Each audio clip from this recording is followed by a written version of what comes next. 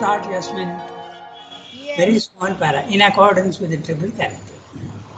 in accordance with the triple character of the sacrifice, we may divide works too into a triple order: the works of knowledge, the works of love, the works of the will in life, and see how this more plastic spiritual rule applies to each province and effects the transition from the lower to the higher nature. Yeah. So we'll make very clear what he's saying in this small, because there can be a confusion. Okay. So he is now in the section the Karma Yoga, works of love. He will deal with the, this is Karma Yoga. So he will go on it about 100, 200 plus pages. Then he will come to the works of knowledge, okay, Jnana Yoga. That is about 200 pages later. Then finally he'll come to the works of love, Bhakti Yoga, which is usually in the second volume. But here there is no second volume, but anyway. Then last, the integral yoga, integral perfection is on. So these are the four ways. So here we are now in the karma yoga. Now he is applying the concept of sacrifice, okay, in karma yoga. But when you are doing karma of knowledge, suppose you are a teacher, or you are a instructor, or you are a scholar, or you are a philosopher, that's works of knowledge. Then the works of love, okay, you are a priest, okay, or you are anything else, anything that you connected with the works of love, okay, bhakti. Then the works of the will in life, that is the um, will in life action, okay. So physical work, how you can do physical work. Anything that is physical is works of will in life. Okay? So Karma Yoga, Bhakti Yoga, Jnana Yoga, and he will see how to apply the concept of sacrifice. And if you remember, sacrifice means offering everything that you do to the divine and build a relation with the divine, make a connection with the divine, and slowly he starts pouring all his wonders into you. Tarika, good morning. Good morning. Yeah. Good So morning. we have got five people on the line today. Pallavi is not there because she has to attend the um, Ayush Puja. Okay. So it's a very small para, but you have to keep this in mind. All that we are going to read now applies to the Karma Yoga. And karma can be in the field of knowledge, it can be in the field of love and devotion, it can be in the field of action, physical action. So this is what he's saying in this para. Okay? In accordance with the triple character of the sacrifice, we may divide works into a triple order. The works of knowledge, as I said, you may be a teacher, you may be an instructor, you may be a scholar, you may be a research scholar, okay? You are a philosopher, you are thinking out, or you are a writer, or even a poet. All these are the works of knowledge. Then the works of love, okay? I can think only of a priest, okay? Or even when you are doing something, any work that you are doing with love as a motive, okay? When you are doing puja, for instance, okay? There are so many people who go to the samadhi, there are people who arrange flowers in front of pictures, okay? They, you visit a temple, that also is the work of love. Then finally, the works of will in life, that is very clearly the action in the physical world. Okay? So these are the three areas where he will apply the concept of sacrifice. How to do consecrated works. Okay, the word consecration is very interesting in English. It means when you consecrate something divine, you are offering it to the divine, but in the process, it becomes holy. It becomes absolutely pure. Okay. Finally, not in the beginning. Okay, so this is what he is going to do. So we'll start reading now the section. It is natural from the point of view. So he is going to take up first knowledge. And knowledge also is of two types. He will tell you that. So a lot of divisions are going on. Okay, so who will read next? How big is the para? Oh, it's quite big. Okay. In It's fact, a very big para. It's a yeah. very big para. Yes. Archanadi, would you like to read? Yes, 1 Okay. minute. Rangada, the Take beginning your of the time. paragraph, could somebody please tell me? It Yeah, is natural. it is natural. Yeah, that's it. Rangada, could you tell me the page number? My book Page is the number same. is 139. If you are in the CWSA. No, I'm in the other book. Mine is Oh, 130. Mine is 130. that's right. 130. 113. Yeah, one. It is natural, right? Got it? Okay. Yes, yes, yes, Rangada. So let's read the paragraph today. It's a very long one. Okay. It is natural from the point of view of the yoga to divide into two categories the activities of the human mind in its pursuit of knowledge. There is the supreme supra-intellectual knowledge which concentrates itself on the discovery of the one and infinite in its transcendence, or tries to penetrate by intuition, contemplation, direct inner contact into the ultimate truths behind the appearances of nature. There is the lower science which diffuses itself in an outward knowledge of phenomena, the disguises of the one and infinite as it appears to us in and through the more exterior forms of the world manifestation around us. These two, an upper and a lower hemisphere, in the form of them, constructed or conceived by men within the mind's ignorant limits, have even their separated have even there separated themselves as they developed with some sharpness. Philosophy, sometimes spiritual or at least intuitive, sometimes abstract and intellectual, sometimes intellectualizing spiritual experience, or supporting with a logical apparatus the discoveries of the spirit, has claimed always to take the fixation of ultimate truth as its province. But even when it did not separate or rarefied metaphysical heights from the knowledge that belongs to the practical world and the pursuit of ephemeral objects, intellectual philosophy, by its habit of abstraction, has seldom been a power for life. It has been sometimes powerful for high speculation, pursuing mental truth for its own sake without any ulterior utility or object, sometimes for a subtle gymnastic of the mind in a mistily bright cloudland of words and ideas, but it has walked or acrobatized far from the more tangible realities of existence. Ancient philosophy in Europe was more dynamic, but only for the few. In India, in its more spiritualized forms, it strongly influenced, but without transforming the life of the race. Religion did not attempt, like philosophy, to live alone on the heights. Its aim was rather to take hold of man's parts of life, even more than his parts of mind, and draw them Godwards. It professed to build a bridge between spiritual truth and the vital and material existence. It strove to subordinate and reconcile the lower to the higher, make life serviceable to God, earth obedient to heaven. It has to be admitted that too often this necessary effort had the opposite result of making heaven a sanction for earth's desires.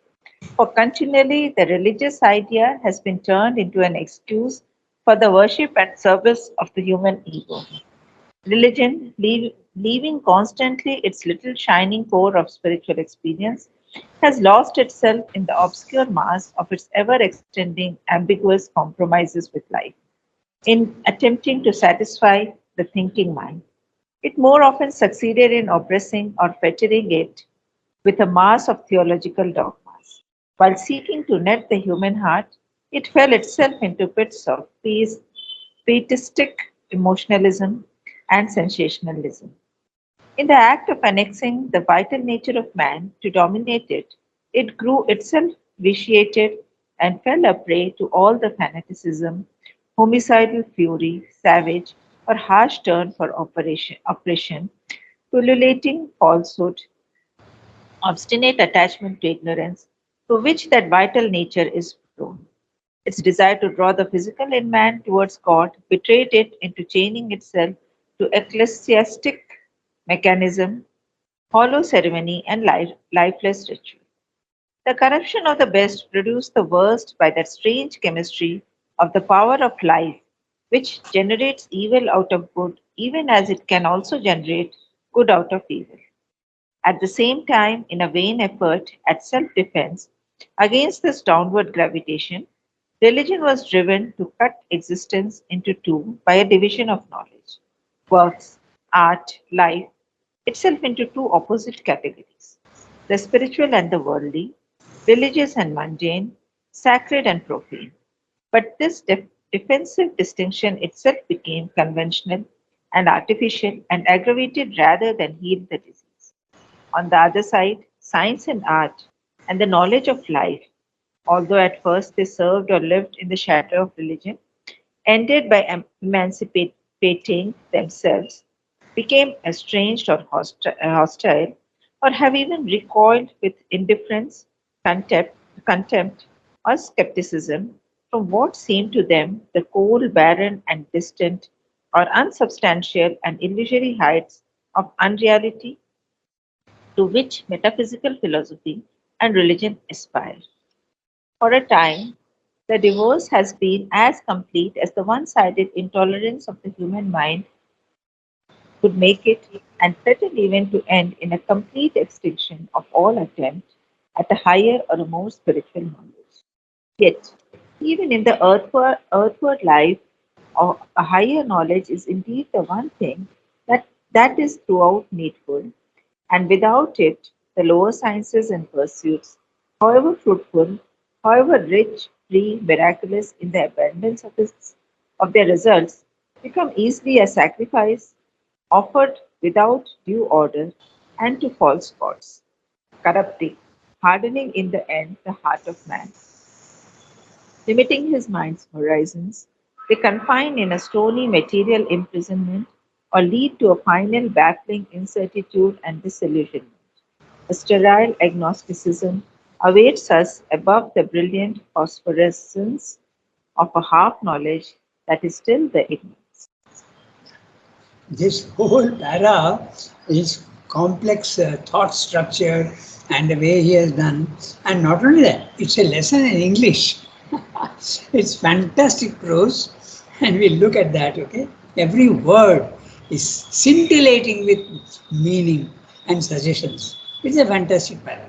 So it's a very big one, and it'll take a long time to discuss this, but we'll see what is there. So I propose that we have a small summary discussion first, and then we'll go into detail, because the details also are very interesting. Just see the last line itself, okay? A sterile agnosticism awaits us above the brilliant phosphorescence of a half knowledge that is still the ignorance. So, sterile agnosticism and brilliant phosphorescence. What the hell is he referring to? Okay, so we'll discuss all this. All right, now, so first of all, he is applying the sacrifice to the works of knowledge. And knowledge can be of several types. Okay, it can be, as he has said right in the beginning, there is a higher knowledge and a lower knowledge. So that itself, sacrifice can be seen in three ways. Now he is dividing even the works of knowledge into higher knowledge and lower knowledge. That's the first. Higher knowledge is spiritual knowledge, okay, and the lower knowledge is scientific knowledge through the senses. The higher knowledge, we'll see, goes inwards and uses intuition and other instruments of knowledge.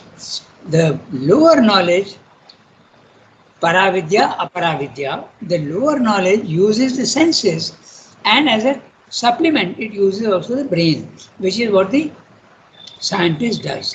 So that's the first division. Then he comes to philosophy, and then he comes to religion also. Okay, so religion also is a sort of um, uh, activity of the of knowledge.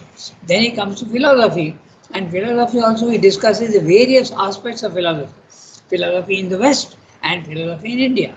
Okay, and then finally he comes to the he examines all these one by one, religion and all, and then he comes also to science and art.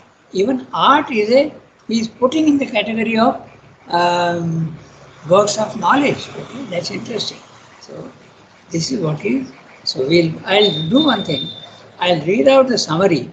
Okay, then we'll go. It's a huge thing. So I'm reading out the summary, which you won't have.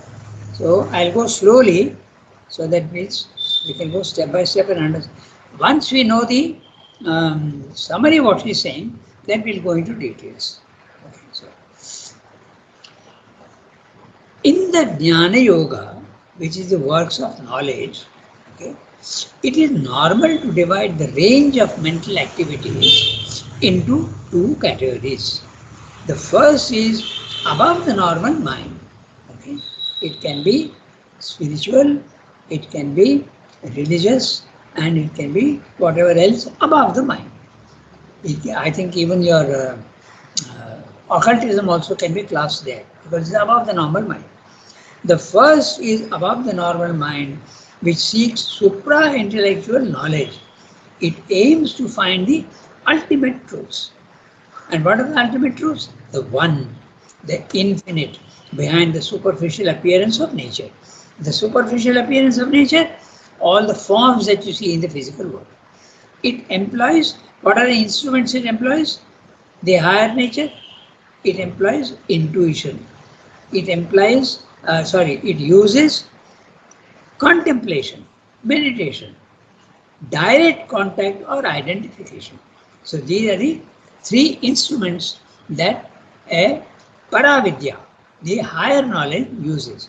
Intuition, contemplation and direct identification. This is paravidya, higher knowledge. Then there is a second, the lower knowledge. The second is the lower knowledge. It's a knowledge of the physical world, its objects, its processes, its phenomena. It proceeds by the use of the physical senses and the mind. Science does not use only the senses. It begins with the senses but starts analyzing the data. So it uses the mind. Okay? So, and the bottom line. These two are the primary branches. Paravidya, spiritual knowledge, and the aparavidya, scientific knowledge. But even in the higher knowledge, okay, there are various categories. Okay, so there is so analyzing everything. So in the Paravidya, there is spiritual philosophy. He is not talking of spirituality, mind you, because spirituality is not thought. We are in the knowledge aspect. So spiritual philosophy, intellectual philosophy. So there are two types of philosophies. Philosophy based on spirituality and merely the intellect. Okay, that also is there. Then the intellectual philosophy, and then finally a combination of both. Okay. Then there is the fourth category, religion. Then the fifth category, science and art. All these he is discussing one by one. So that's why I am giving it to you. We are summarizing so that we have a clear idea of how he has divided this paragraph. Okay. All these, the higher knowledge, all these aim at ultimate truth as their goal. We now discuss each separately. Okay. Spiritual philosophy attempts to express in mental terms the ineffable spiritual experiences. Okay. So, best example of this, the Upanishads. The Upanishads are all based on spiritual experience, but they use mental language to express them. So that is spiritual philosophy attempts to express in mental terms the ineffable spiritual experience. That which cannot be put into words, you are now trying to put into words. The entire Advaita philosophy of the 110 Upanishads is the best example of spiritual philosophy. Intellectual philosophy when not exclusively located on the higher heights, has hardly had any effect on life. Intellectual philosophy, there are so many different types of intellectual philosophy. Even the existentialism in the West, okay, then utilitarianism and hedonism, all these also are intellectual philosophies. Hedonism, what is the aim of life? By the mind you are thinking, and you come to the conclusion, pleasure. Okay, but there is slightly higher also, not pleasure but ananda, bliss. That's different. So this is intellectual philosophy. But somebody else says no. What's the difference between good and evil? So you say you define good as that which is useful to man is good. This is utilitarianism. I think it is Roger Bentham. Okay, you said that. So these are all examples of intellectual philosophy. Okay, when not exclusively located on the higher heights, has hardly had any effect on life. It had no power to transform life. It's only intellectual gymnastics. Okay, high speculation, mental truths, devoid of application in life, may have had some good effects, but no transformative power to change life. You are thinking that what is good, what is bad, you are thinking of all these things. Particularly in the West, this is the intellectual philosophies. Sometimes it is based on spiritual experience, but they give more importance to the analytical process of the mind. Okay, Nietzsche, Hegel, all these people, okay, they had spiritual experiences, probably at the higher mind level itself. But then you intellectualize it. So same as I told you right in the beginning, when we read, when it is not located exclusively in the higher ranges, it is the intellectual philosophy. Okay? I go back to that just 1 second. Yeah. Intellectual philosophy, when not exclusively located on the higher heights. This is what Swami is saying. So, in Europe. So it has no power, transformative power to change life. In Europe, intellectual philosophy was dynamic, but without life transforming power. It was dynamic in this sense that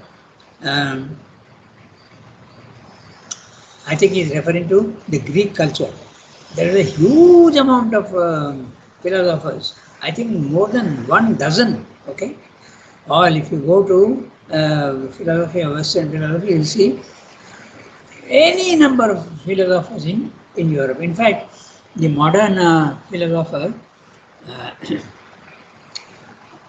Will Durant, okay, he is a very fine philosopher in the West. He appreciated India like anything. Anyway, so he says that entire modern philosophy and culture of Europe is nothing but a footnote to Greek history and Greek culture. He says it's only a footnote. So great was that Greek era, okay, 300 BC. In every field, they were marvelous. Even they are the ones who invented democracy actually. So this is what Sandhu is saying. In Europe, it is dynamic, it was, but without transforming life. Then we come to spiritual philosophy. We first he discussed the intellectual philosophy. Now he is discussing the spiritual philosophy. In India, spiritual philosophy had a strong influence on the race. Now, it is still philosophy, but it is intellectual statement of spiritual truths. So Upanishads, as I said, in India, spiritual philosophy had a strong influence on the race. You can see that. Okay? Even today, after 5,000 years, we study all the religious texts we study. But again, there was no corresponding transformation of the physical life. So Srila is very, very clear that the physical life itself has to change. Escape from life was possible. It became the ideal of spirituality. But earthly life stagnated in its imperfection. Best example for this, India. Okay? Spiritually at the highest heights, but at the material level, don't pay any attention. It is useless. It is absolutely falsehood. It is even illusion. So don't pay any attention. Net result, illiteracy, dirt, disease, complete fall in culture. It was there in the background. It never died really fully in India, but 90% absolutely downgraded. Then we come to religion. So he has discussed spiritual philosophy and he has discussed intellectual philosophy. Now he comes to religion. Unlike philosophy, which ranges only in the heights, religion, on the contrary, makes life its field of operation and only less intensely the mind. So, religion does tell you how to lead your life, but what is the result? That's what we're going to discuss. Okay? It ranges only on that. Religion, on the contrary, makes life its field of operation and only less intensely the mind. It attempts to pull life upwards to God. It attempts. Its claimed role is to unite the spiritual truth with human life at the vital and material levels. That is the function of religion as it is announced. Religion will try and take your normal life to the God level. Okay.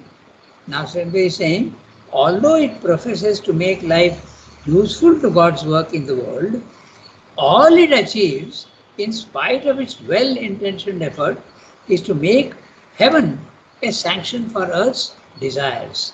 Okay, so we have to give examples of what he means. Okay, so in Europe, for instance, the sale of indulgences. You know that, no? There was the Protestant religion which protested against the sale of indulgences. That is to say, when someone is going to die, in the Christian religion, you have either you go to heaven or you go to hell, depending on what you have done in life. But when a person is about to die, they call in the priest, and he gives you, he anoints you and gives you a certificate saying, whatever you have done bad, but you will go to heaven, don't worry. And of course, they have to make a payment to the, so that's the sale of indulgence. Indulgence, heaven will be indulgent towards you. It will not punish you by making you go to hell. So this became such a corrupt practice in the West that it's the best example of making heaven a sanction for earth's desires and evils. Okay. So one example, the sale of indulgences. Then the last minute absolution by priests of sinners, guaranteeing their free passage to heaven. It's the same thing. But even if you are a sinner, they are guaranteeing your passage to heaven. You can buy your way to heaven. Then, another example, the violence of the Crusades. We are all discussing only the Western. Then we come to Indian religion also, how it got distorted. The violence of the Crusades. You are actually going about killing people because they don't want to become Christians. Okay, so that has now transferred to Islam, either the Quran or the sword, but it began with the Christians. Now they don't do that because they understood later on, but they did that in the period of the Middle Ages, the Crusades. So the next example is burning of women at the stake, okay, in the West. Don't think that it was a phenomena that occurred very rarely. No, it is not. I was surprised when I read that thousands of women were burned. As soon as you suspected that there is something wrong with them, you burn them. Okay. In fact, Joan of Arc also had to suffer that same fate. Burning of women at the stake, and all on the basis of religion. You are evil, you need to be burnt. Unbelievable. Religion, parting company with spirituality, mostly compromised with life's imperfections. Okay? Religion imprisoned the human soul to uncompromising dogmas and oppressing the being of man with its stifling rules. Now, let's see the distortion of religion in India. Okay? The caste system. There is a truth to the caste system, but religion completely changes that. Even today it is applicable. Okay? That the Shudra is to be looked down upon. He is a impure at the lowest level, so impure that even if you come across this shadow, you are polluted. This was the untouchability. Okay, this is, became the rule. So horrible. Even in India, we have the highest spirituality, but you have also the lowest forms of the deformation of religion. Then, what about in India? We used to have the child marriages, no? I can tell you, even my mother also got married at a very young age. Okay, so that was to ensure that there was no wrong action on the part of women. Then, so that they would become faithful only to their husbands, and that's why there is no education also. So, so this was the and if you are a child, okay, and your husband dies before you are even 7 or 8 or 9, but you become a widow, and then you are considered as a inauspicious sign. So what happens to you? You are sent away to Kashi. Go away. You are a widow. You are a sign of inauspiciousness. You have to go away to Kashi. So Varanasi is full of widows' homes. There's even a film on that. If you see that film, okay, by one of them, I forgot, Deepa Mehta or something. It's horrible. They live a miserable life. So these are in India also. You have all this nonsense. Okay. There are so many other things also, but these two are good enough examples. So religion trying to connect you to God often makes heaven a reason to compromise with life on earth. That's what Sri is saying. Or even with good intent, it wallowed in pits of pietistic emotionalism and sensationalism. I'm quoting from Sri. Piety is respect and love for the elderly, devotion. Devotion and respect, piety. Okay. Piety. So pietistic, that which is, it's an adjective from piety. Pits of pietistic emotionalism at the lowest level and sensationalism. This is what religion descended to. Okay. Often too, religion became the cause of fanaticism, homicidal fury, savage or harsh turn for oppression, purulating falsehood. I'm quoting from Aurobindo. Fanaticism. Best example, the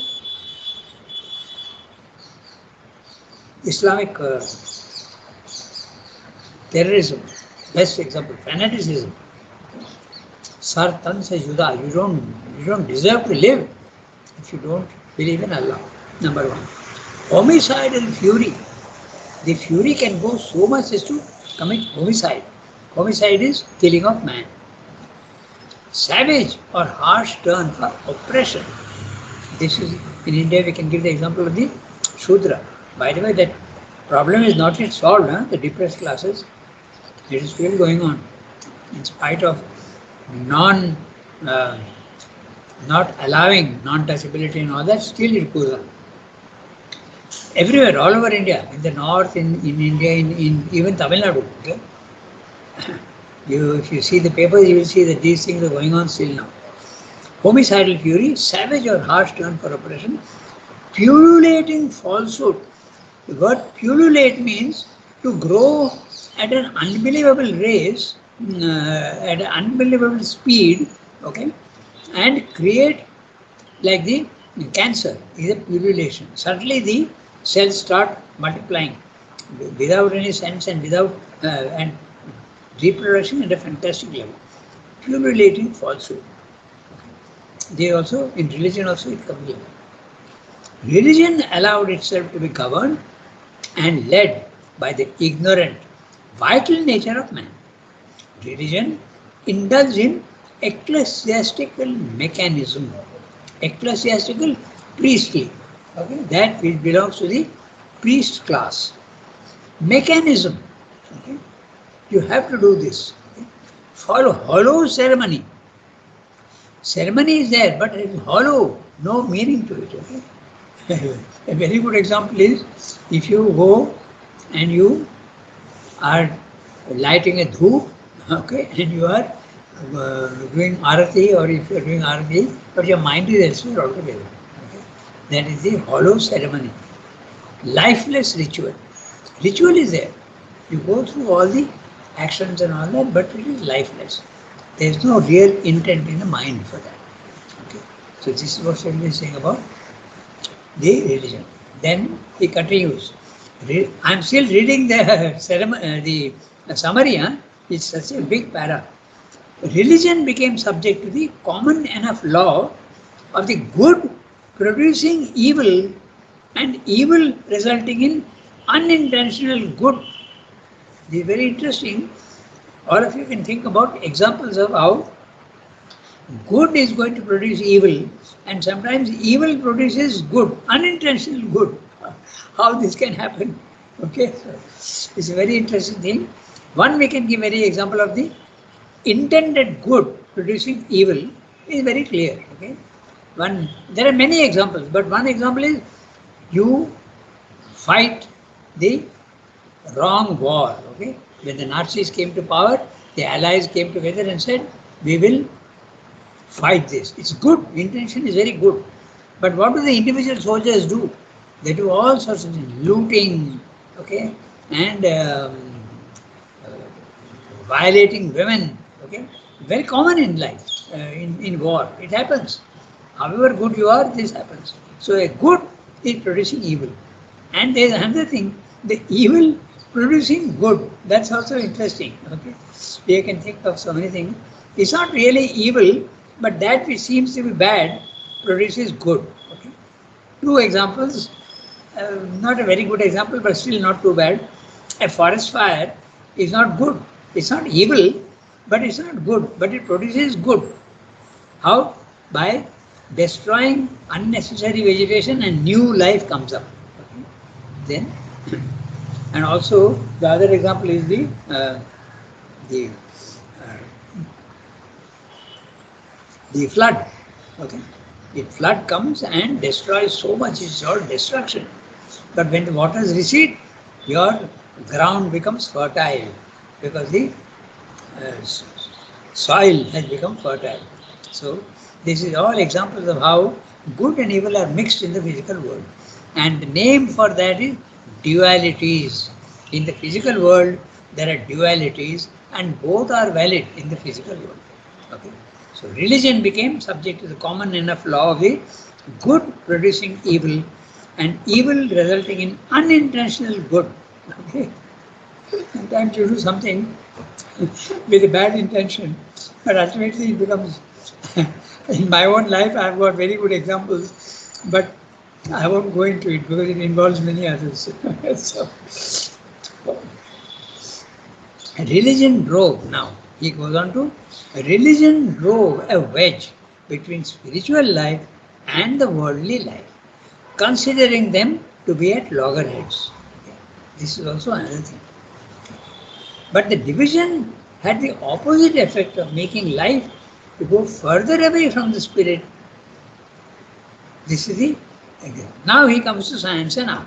Science and art also is apara vidya, the lower knowledge. So, earlier, Shivambu had discussed the higher knowledge. Now he comes to the lower knowledge. He clubs art also in knowledge, although perhaps art is more an activity of the heart. He himself says that, and then he says, but we'll take it as an activity of the mind. Because in art you have to think also, na? What you do, how you are going to do, the technique. There's a lot of technique involved. Because he says that art too is an activity of the mind. Science and art initially lived under the control of religion, as in Europe. Okay, never in India, but in Europe. Perhaps more in Europe than in India. In India, all human activity was influenced deeply by the Paravidya, the spiritual knowledge, not religion, but never fully controlled by it. The spirituality never fully controlled life in the physical world. In fact, you had to leave the physical world and go away. That was the ascetic tendency, because it believed in freedom, variety, and the many. But in Europe, so in India, spirituality was very developed, but it did not transform life. Because on the contrary, you were advised, you want a spiritual life, go away from the physical world. No question of transforming. Run away from it in India, okay? But never controlled by it. Then, but in Europe, science as well as art, okay, there are many interesting examples. Botticelli, okay, Michelangelo, Leonardo da Vinci, they were all, their art was always related to religion. Okay? Disengaged themselves from the restricting coils of religion, forbidding it to interfere in the other fields like science, art, polity. Okay? Then examples of Galileo, Tycho Brahe, Copernicus, as well as normal life. They refuse to let religion dictate terms in normal life. Okay, so Sirna is discussing in so great a detail. The French Impressionists in art broke away from the religion fully. Okay, all the Paul Gauguin, okay, uh, Monet, Manet, Pissarro, all these Toulouse-Lautrec, they were all the, and mother used to actually hobnob with them. Okay, because they were the French Impressionists in art, broke away from religion fully. They started doing what they call it, life, drawing of scenes from nature, drawing of still life, a table with a vase and a pen and a book, all this sort of thing. Nothing to do with religion. Okay. The other example which I gave you, all were religion. That was around the 14th century. Michelangelo, okay, uh, yeah, Michelangelo, Botticelli in Italy, Michelangelo also in Italy, Leonardo da Vinci also in Italy, all Italy only. Okay, then then it comes to the art, and we gave so many examples of art. Okay, then he comes, and also in the Holland, okay, Rembrandt, he started doing paintings of human beings, nothing to do with religion. Okay, ordinary human beings. So this is all, he is discussing all this in detail. But in Europe, scientific knowledge banished religion altogether from life and embraced the fake gods of wealth, hedonism, enjoyment, success, physical comfort, and ease. Okay? The inevitable result of this downward trend ended in material imprisonment. This is in Europe. Baffling incertitude and disillusionment. Europe resorted to the philosophy of existentialism. Yes, the physical world is bad, but what can you do? There is nothing beyond the physical world. So you have to tolerate it. Existentialism. Science became the champion of materialism and agnosticism. It's an ignorance, even in its brilliance, which is nothing but a phosphorescence of half knowledge. That's it.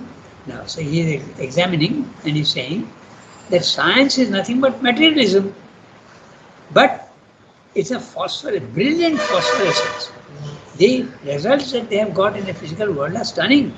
We have in fact, we are now using the um, the discoveries of science. When we are sitting here, you are all over here and there, and yet we are able to communicate. This is a brilliant phosphorescence. It's a half light, the phosphorescence of knowledge. So this is what Shiv is saying, and we can see how I have given you the summary only, but I have covered all the things one by one. So this is the knowledge aspect only he is discussing. Higher knowledge, lower knowledge. And what is the lower knowledge? He has gone into religion, philosophy, and philosophy also, spiritual philosophy, intellectual philosophy. He has examined every branch of what he is discussing. Then science also is a religion and science. So these three things he has discussed. So we have come to the end of our session. Is 8:36. Next time we will redo this, but go into great detail. Then we will pay attention to the language. Okay? It's very interesting, but now we have got the ideas. So, works of knowledge. Works of knowledge is dividing into spiritual philosophy, intellectual philosophy, religion, science, and art. Okay. Okay? And in each one he is examining whether it had the power to change life itself. His conclusion, none of them could really change life. And that's exactly what he intends to do by changing life, not only at the higher levels but at the lower level. Okay? So we stop here today. I hope it wasn't too heavy because he Swayambhu does not make clear distinctions. He goes in his prose one by one, one by. It's for us to say, okay, now he's dividing this. We can make a chart actually from what he has said here in this 2.5 page paragraph. Okay. Okay, Ranganath. Okay. Au revoir, everybody. Have a nice day. Today is Thank you, Ayur Rangana. Puja. Merci beaucoup.